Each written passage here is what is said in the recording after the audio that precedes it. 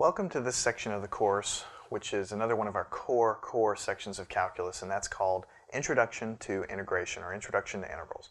I told you some time ago that there were two main themes in calculus, really in all of calculus, and that's differentiation, which we've done all the way up until now, derivatives in other words, and the second one is called integration, or integrals, okay? They call it, in fact, differential and integral calculus, okay?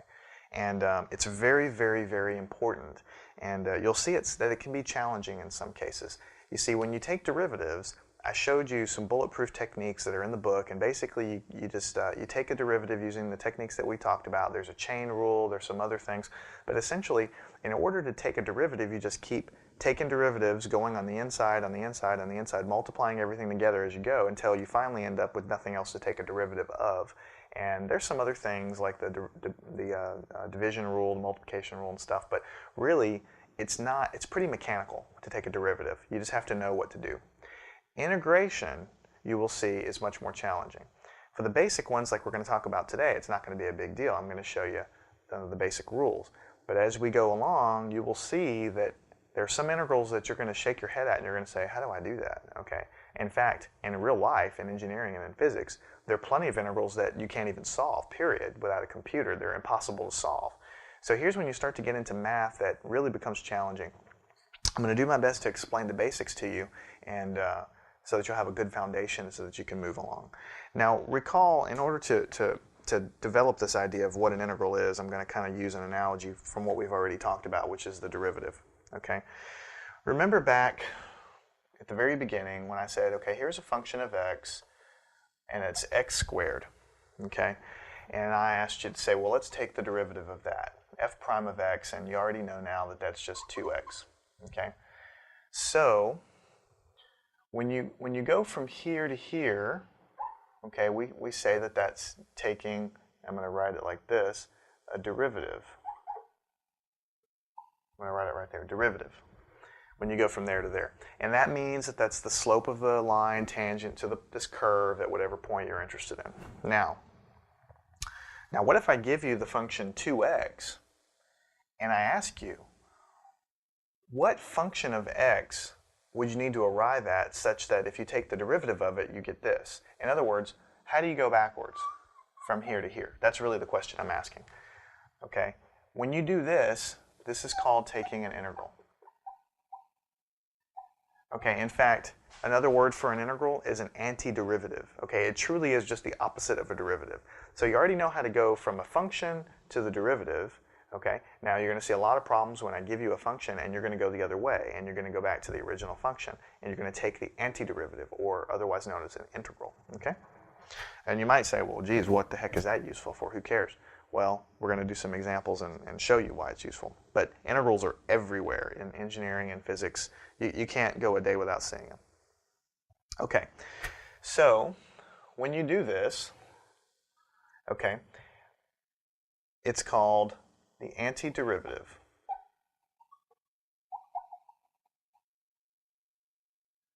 Or the integral.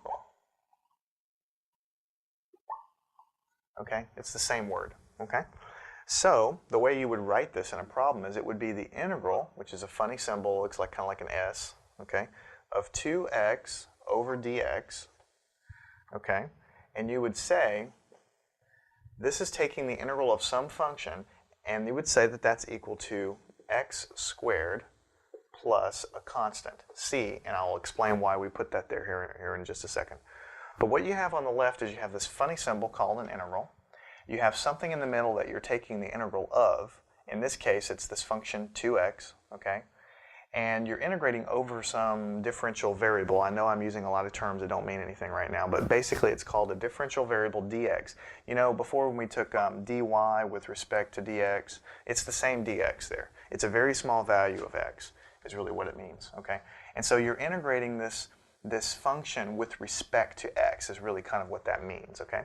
And when you do that, you arrive at basically at x squared plus a constant we'll talk about in a second. And in this case, you know the answer because I already told you that the derivative of x squared is 2x, and so going backwards is really easy because you already know the answer. I have not told you the mechanical means to actually calculate this. We're just doing it by means of an example. Now, why is this true? Okay, why is this true? Because if I take x squared and I take the derivative of it, what I get is 2x back. So what you're trying to find when you take the integral is a function such that if you were to take that function and take the derivative of it, you get back what you started with. It's just the same thing as here. If you take the integral of this, you arrive at x squared. And this function, which is the answer, is a function such that if you take the derivative of it, you get back what you started with. That's the definition. That's why it's an antiderivative. Okay? So the derivative of x squared is 2x. Now looky here.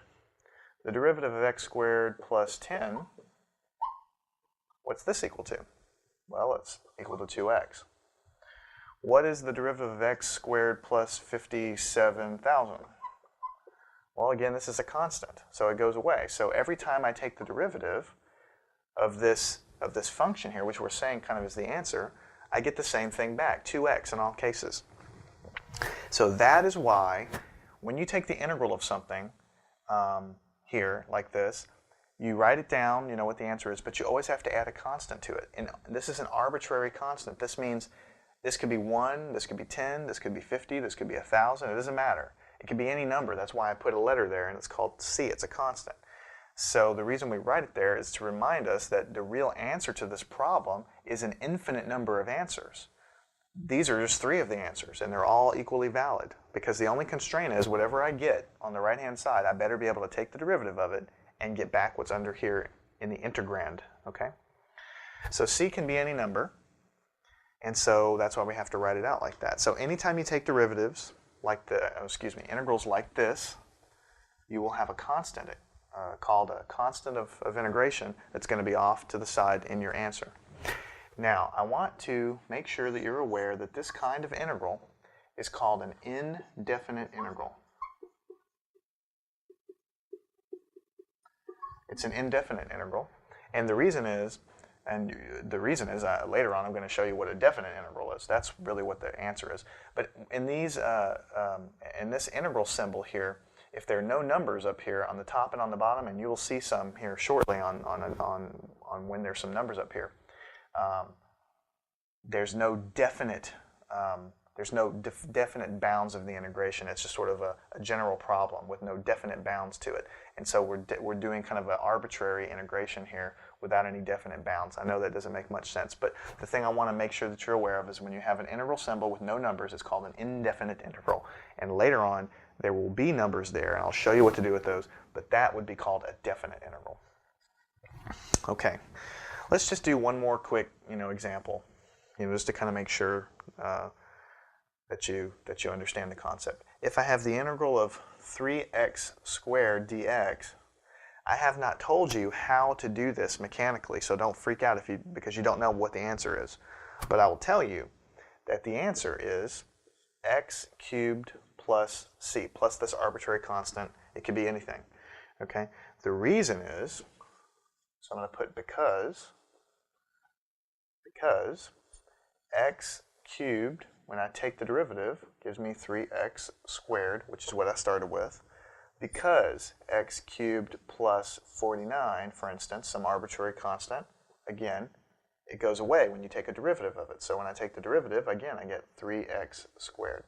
So the answer to this integral is x cubed plus a constant, precisely because I can take the derivative of this and I get this back. That is the definition of an integral, and that's the most important thing that you need to be familiar with right now.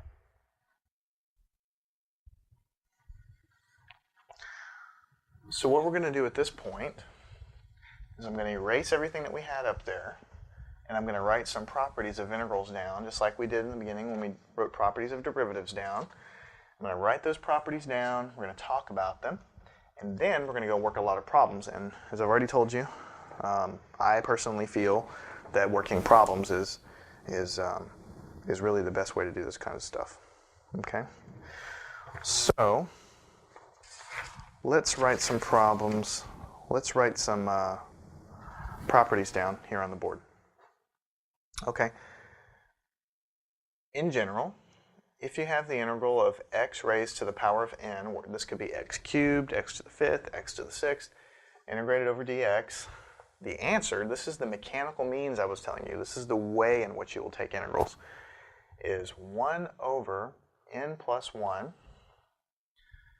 x to the n plus 1, plus, of course, a constant, which we always have to write down. Don't forget that. Okay? Now, there's a small catch here that you'll learn about later. N cannot be equal to 1. Whoops, cannot be equal to negative 1. N cannot be equal to negative 1. And we'll learn about why later, okay? In fact, we're going to learn about that so far later that I'm just going to kind of erase that for now. This is the basic formula here. This would govern how you would take the integral of 3x squared. It would govern how you take the integral of 10x to the fifth. It would govern how you do all of that. So let me just give you a quick example of how you would use that. If you had integral of x to the 57th power, to the power of 57 over dx, well, you just use this formula. 57 is n, so you have 1 over 57 plus 1. You just add 1 to the exponent. X, put the x there, and then you add 1 up here. So that would be, again, 57 plus 1. So in the end, you would have 1 over 58x to the 58th. Okay? That is the answer. Of course, you can't forget, you've got to have your constant of integration over to the side. If you forget to put those c's down, you're probably going to get points taken off on your test. So don't forget that. Why is this true? Again, I'm going to show you why is it true. If you were to take 1 over 57, or correction, 1 over 58 times x to the 58th power, and then you were to take the derivative of this, you should get back what you started with, right?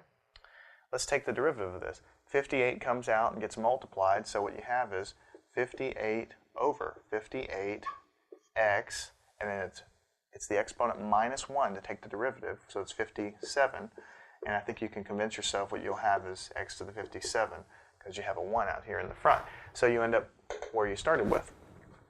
Okay? So with derivatives, you end up subtracting 1 to get the exponent, and with integrals, you end up adding 1 to get the exponent. It's really the bottom line. Okay? This is the basic formula for how to integrate a polynomial. Another property, so I'm going to put a little asterisk here by the important properties. You might want to write these down as we go if you don't already have them in your book. If you have the integral of a constant times a function of x over dx, well, that's simply the following. You take the constant out, and then you integrate what's left over. That's very similar to a derivative. When it was a derivative, you take the constant out, and then you take the derivative. So it's the same thing. So an example of that would be integral of 4x to the fifth power over dx. Well, you've got a constant in the front, and you've got a function of x, x to the fifth. So really what you're doing here is you put the 4 out in front, and then you take the integral of what's left over. And I just showed you how to take the integral of x to the fifth. You use this formula. So what you would have here is 4 over 5 plus 1 is 6, x to the 6th. Because remember, it's 1 over n plus 1, okay? So I just have a 4 out, so I have the 4 on top over n plus 1, which is 6, x to the 6th, plus a constant. And of course, you could reduce this to 2/3 x to the 6th plus a constant. And you might want to pause the video now and prove to yourself that if you were to take this thing right here and take the derivative of it, you would get back what you started with, 4x to the 5th. So why don't you guys do that right here as we go. Shouldn't take you very long. Now another property, these are kind of the basic kind of no-brainer things. You could probably guess them off the top of your head. If you have a function of x and you're adding it to another function of x, we'll kind of call them f and g, dx, well then the way to do that really is you just integrate the first one, f of x, dx, and then you integrate the second one, g of x, dx, or whatever these are, and then you just add the resultant integrations up together. Okay? So an example of that would be, let's take the integral of x cubed plus 4x to the 4th power dx. Now we have a function of x. I know how to integrate that one separately. another function of x, I know I'd integrate that one separately, but they're added up, so what do? Well, I just integrate each one and add the results. So, what's the integral of the first one? Using this formula up here, it's going to be 1/4 x to the fourth. You'll see the pattern is very simple. It's 1 over 1 plus the exponent, x to 1 plus the exponent. Boom, you're done. Plus this guy, it's going to be the same thing, but I've got a 4, so the 4 is going to be on top. 4 over 4 plus 1 is 5. X to the 4 plus 1 is 5. So then you have that part of it, and then in the end, you have this constant left over. Now you might say to yourself, well, I'm going to have a constant associated with this integral and another constant associated with this integral. Why don't I have two constants here in the answer? Because after all, I'm adding up two integrals together. Well, the answer is, you're exactly right. You do have two constants. But a constant plus a constant, just gives me another constant. So this c here is really the sum of each of these two constants. And it really doesn't matter because, as I said, c can be anything at all. So you don't need to keep track of those constants separately. If you're adding two integrals up, you're only going to have one constant in the end. Okay, this board is basically geared at teaching you how to take integrals of polynomials. You start out with the basic one, and then I show you what to do when they're added together. So you might want to jot these things that are starred down and kind of keep them in your back pocket because we're going to use them a lot. But I also think that as we work problems, we're going to work a lot of problems here on integrals because it's a core topic. I think in the end it's going to become pretty clear.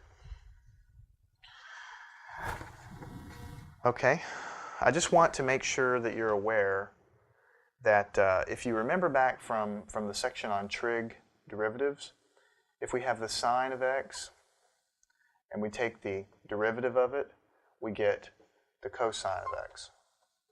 Right? Remember, I wrote a whole list of things down in a previous section that gave you all the derivatives of the trig functions, and the first one was derivative of sine was cosine.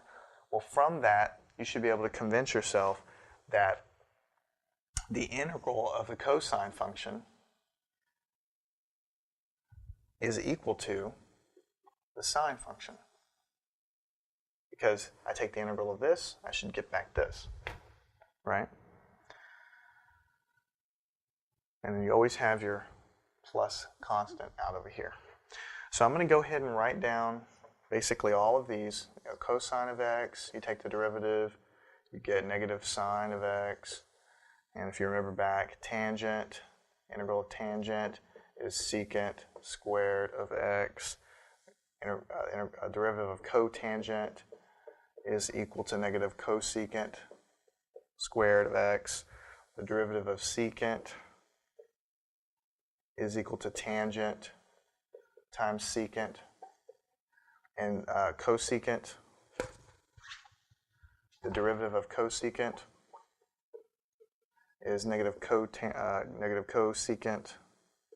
cotangent, right? So these are pretty much the trigonometric derivatives. All right, now what I'm going to do is go ahead and write down the integral of all of these functions, just so you have them for your own records. Now, you can probably find this in any old calculus book, but I'm going to show you where they come from. If we want to integrate the sine of x over dx, what would that be equal to? Okay, well, here, I know that the integral of negative sine would give me cosine, because remember, the integral goes backwards. If I integrated negative sine, I would get a positive cosine, but here I'm trying to integrate a positive sine, so the answer is negative cosine of x plus a constant. Okay? If I integrate the cosine function, I already told you that integral of cosine gives me positive sine. So I'm just going to write that one down. The integral of secant squared of x, which is here, is just equal to tangent plus a constant. The integral of cosecant,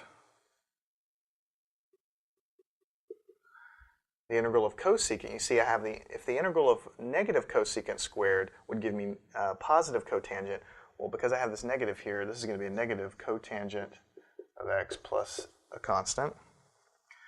The integral of secant x times tangent x.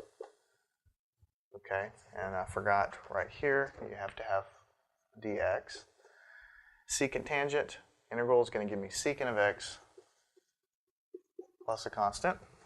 And then finally, if I want to take the integral of cosecant times cotangent x dx, what would that be equal to? Well, if it were negative cosecant times cotangent I was integrating, I would get a positive here.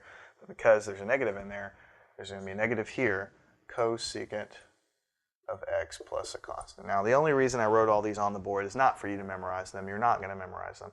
It's just mainly to show you how you go about calculating them. If you see a problem that's an integral of secant times tangent, maybe there's some other junk around there, you may freak out and say, well, I don't know how to do that. Well, you've already been given what the derivative of the secant function is, and so you already have the answer. Okay? You can get all of these directly from your list of derivatives, which I've already given you.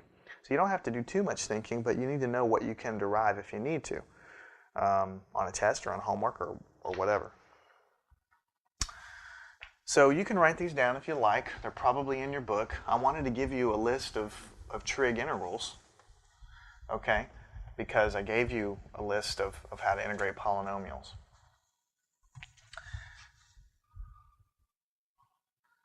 Okay, now the other thing I wanted to talk to you about, I've been talking about an integral in a kind of an abstract sense as far as is the fact that it's the opposite of a derivative. And that is exactly true. It is the opposite of a derivative. That's why we also call it an antiderivative, okay? But there's another meaning of an integral that's very important for you to understand, okay? Just like I gave you the meaning of a derivative was the slope of that line. You see, I didn't have to tell you any of that, but we did so that you would understand the point. Integrals have a meaning as well, and that's what I want to talk about next. Is kind of like the basic meaning of what an integral is. So I'm going to title this board, What Does an Integral Mean? Okay? In my layman's terms. I can tell you in words what it means, and you'll probably shrug your shoulders and say, well, okay, who cares? But eventually I'm going to go ahead and explain it to you. What does it mean? In words, it means it is the area under a curve. Derivatives is the slope of the line tangent to a curve. Integrals means that's the area under a curve. So let's figure out what the heck that means. Here is a graph here of a function. It goes like this. The function is y is equal to x squared. So this is a parabola, and of course it goes negative, and so on. So here at the value of 4, goes up to there, and this is the value, obviously 0. Okay, the area under this curve, this area right here, the area, just like you would think area means, it is exactly like the area of a square or a rectangle. The actual area underneath this curve that would extend under this curve from 0 to 4 is defined by definition to be the integral of x squared dx. But somehow you have to indicate that you want to know the area only between these 2 points. So you put a number here, which means from 0, and a number here, which means 4. And this is what I was trying to tell you earlier. This is an example of a definite integral. Okay? So this is a definite integral. Okay? I'm going to put a reminder here for you. 0 to 4. Okay?